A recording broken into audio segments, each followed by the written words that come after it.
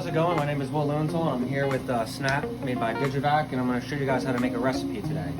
So it's super simple. You basically power your device on and you come over to the settings over here. This is how you select which recipe you want to edit.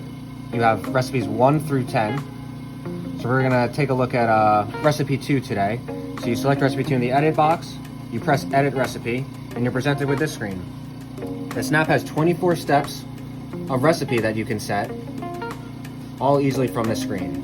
So we're going to go ahead and make a little recipe here. Just a bunch of 10-second ramps. And it's as easy as pressing these buttons and clicking on the boxes to change the time at each set point.